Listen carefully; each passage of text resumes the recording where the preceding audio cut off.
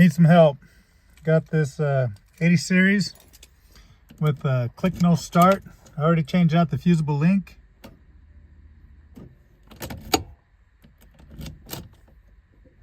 Lights come on. Voltmeter comes on. It just clicks. I already changed out the fusible link.